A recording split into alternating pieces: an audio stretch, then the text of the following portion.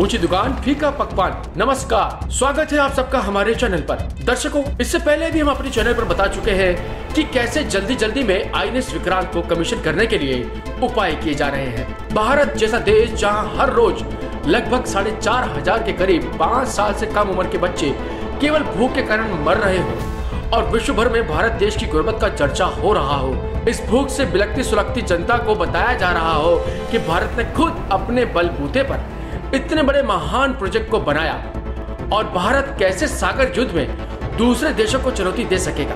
ये वो विमान वाहिक युद्ध पोत है जिस पर ठीक से भारतीय सरकार और भारतीय नौसेना की मुख्य अधिकारी आपसी सहमति से कोई निर्णय नहीं ले पाए कि इस पर कौन सा लड़ाकू विमान रखा जाएगा। मानो जैसे खाली बंदूक से दुश्मन को डरावा देने की कोशिश की जा रही है। क्या सच में भूस भरा है इनके दिमागों में? किसको बेवकूफ बनाने जा रहे हैं सब मिलकर के? जब लड़ाकू विमान ही नहीं होंगे, कोई एयर कॉम्प्लेक्स ही नहीं होगा, तो क्या करेगी भारतीय नौसेना इस सफेद हाथी का खुले सागर में?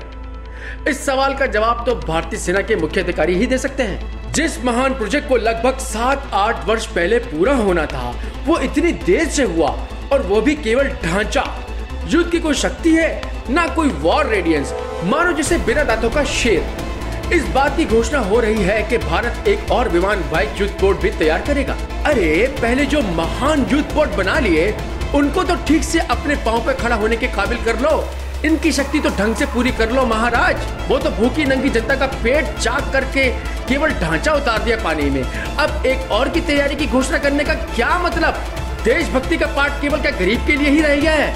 विश्व भर में इस बात की चर्चा है कि ऐसे समय जब ऐसे महान विमान वाहिक युद्ध पोत जिनका सागर युद्ध में किरदार अपने अंत को है और इससे छुटकारा पाने की जतन की जा रहे हैं, भारत जैसा गरीब देश इसको तैयार करके खुले सागर में उतार रहा है। विश्व भर का मीडिया और खुद भारत की चोटी के पत्रकार ये सवाल उठा रहे हैं कि क्या भारत को इसकी सच में कोई जरूरत है या नहीं।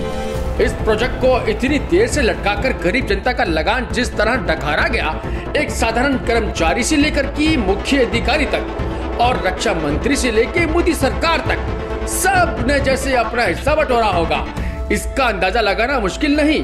शर्म की बात है मगर उसके लिए जिससे आए। इधर दूसरी तरफ भारत का गोदी मीडिया मोदी सरकार के तलवे चाट बस इस बात का प्रचार कर रहा है कि भारतीय नौसेना ने मेक इन इंडिया के द्वारा एक और माइलस्टोन हासिल कर लिया और देश के लिए गर्व की बात है। जिस प्रोजेक्ट को 7-8 वर्ष पहले पूरा होना था वो पूरा हुआ भी तो पूरी तरह चालू ही नहीं हुआ। बस जनता को बेवकूफ बनाने और अपना कमीशन खड़ा करने के लिए इस सफेद हाथी को उतार दिया पानी में। जो अभी खुद अपनी रक्षा के काबिल नहीं, वो सागर सीमा की क्या रक्षा करेगा? दर्शकों, आपको बताते चलें कि इतने महान युद्ध पोत की रक्षा के लिए परमाणु पनडुब्बी यानी कि SSBN का होना बहुत जरूरी है, जो इस समय भारतीय नौसेना के पास ना ही समझे। 10 वर्ष के भाड़े पर ली हुई INS चक्रा वापस हो गई। अब किस बल पर भारतीय नौसेना इतनी महान विमान वाहिक युद्ध पोत को खुले सागर में लेकर जाएगी? कौन पूछेगा इन मुख्य अधिकारियों से कि जब विश्व भर की सेना हाइपरसोनिक मिसाइल और एक से बढ़कर एक ड्रोन की ओर जा रही है, तो ऐसे समय इतने महान सफेद हाथी का बोझ कौन उठाएगा? इतना सब रुपया इस सफेद हाथी के चक्कर में डकारने वाले नकाब लगाए बैठे हैं, क्योंकि इन्हें ठीक से अंदाजा है कि आपसी लड़ाई में उलझी जनता का ध्यान इनकी ओर नहीं है, परंतु हम कर रहे हैं पर्दा चाक और ला रहे हैं गुप्त जानकारी। तो जुड़े रहिए हमारे साथ, क्योंकि हम देते हैं अंदर की जानकारी।